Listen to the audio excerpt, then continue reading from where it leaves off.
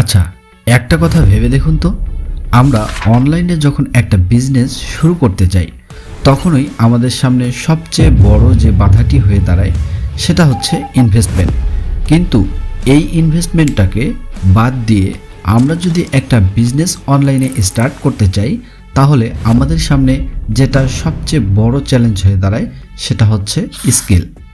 কারণ আমরা যখন কোনো ডিজিটাল সার্ভিস বা ডিজিটাল প্রোডাক্ট নিয়ে বিজনেস স্টার্ট করতে চাই সেক্ষেত্রে আমাদের এই সমস্ত প্রোডাক্ট বা সার্ভিসগুলো কিন্তু আমরা সরাসরি কাস্টমারের কাছে কোনোভাবে হাতে ধরে সেটাকে রিপ্রেজেন্ট করতে পারি না, যার কারণে আমাদের এখানে স্কিলটা এতটাই গুরুত্বপূর্ণ। এক্ষেত্রে তিনটা স্কিল থাকা আপনার জন্য গুরুত্বপূর্ণ: কন্টেন্ট প্ল্যানিং, কন্টেন্ট ডিজাইন এবং মার্কেটিং। তবে কোনো ভয় নেই, আমরা এই তিনটা স্কিল ডেভেলপ করতে গিয়ে আমাদের সময় এবং টাকা কোনোটাই ব্যয় করব না। একটা ডিজিটাল বিজনেস শুরু করার প্রথম ধাপেই আমরা শিখব কিছু এআই টুলসের দক্ষতাকে কাজে লাগিয়ে আমাদের অনলাইনে বিজনেস প্রথম সারিতে রাখা। এজন্য আমরা ব্যবহার করব Google, ChatGPT, click design AI এবং ক্যানভা। আমরা গুগলকে ব্যবহার করব কারণ আমাদের একটা বিজনেস নেম সিলেকশন করতে হবে। তাহলে চলুন শুরু করা যাক।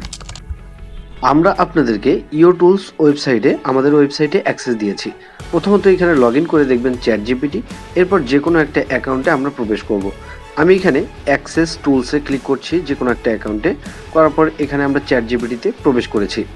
উদাহরণস্বরূপ আমরা যদি ইও টুলসের পেজে একটু ভিজিট করি তাহলে আমরা যে লোগোটি দেখতে পাচ্ছি ঠিক এরকম লোগো আমরা চ্যাটজিপিটির মাধ্যমে বানাতে পারবো। তবে এখানে আপনাকে আপনার মতো করে প্রম্পট লিখতে হবে।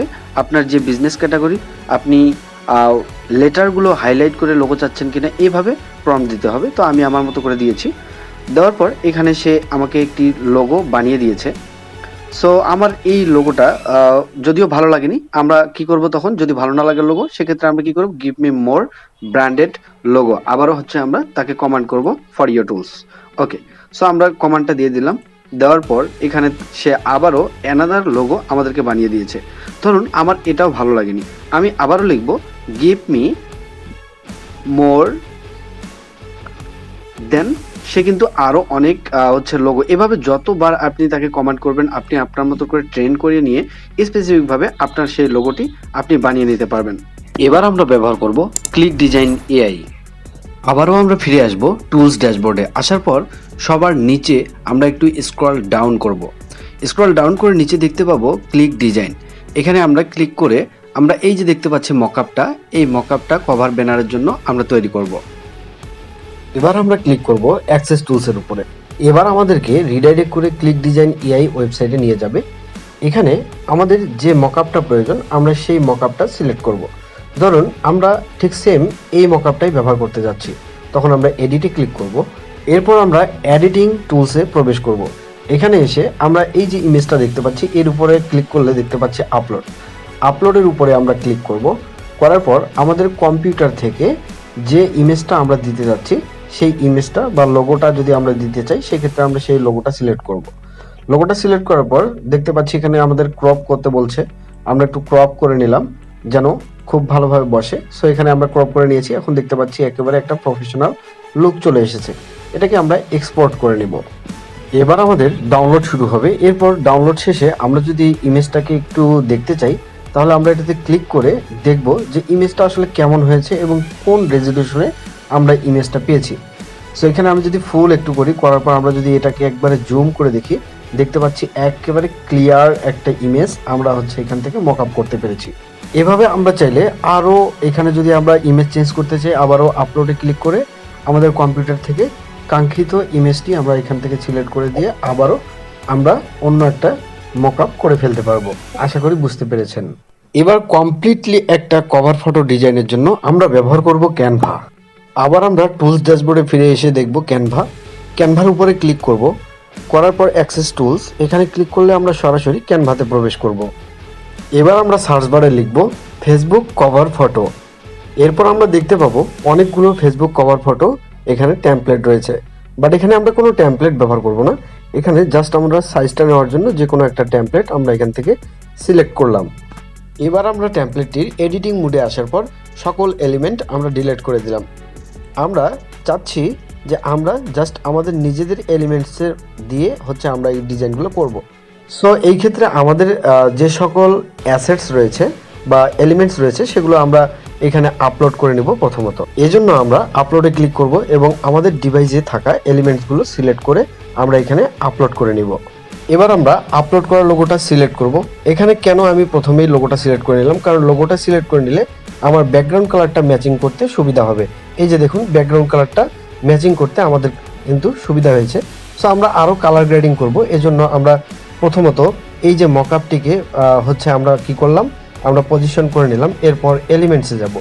এলিমেন্টসে যাওয়ার পর আমরা এখানে সার্চ করব শ্যাডো। শ্যাডো লিখে সার্চ করার পর আমরা এখান থেকে গ্রাফিক্সে চলে যাব। যাওয়ার পর এখান থেকে আমরা শ্যাডো নেব। সো আমি প্রথমত এখানে শ্যাডো সিলেক্ট করে নিলাম। নেওয়ার পর এখন আমাদেরকে এই শ্যাডোর কালার চেঞ্জ করতে হবে। সো এই জন্য আমরা ক্লিক করব এডিটে। এবার এডিট থেকে আমরা এখানে যাব ডুওটোন।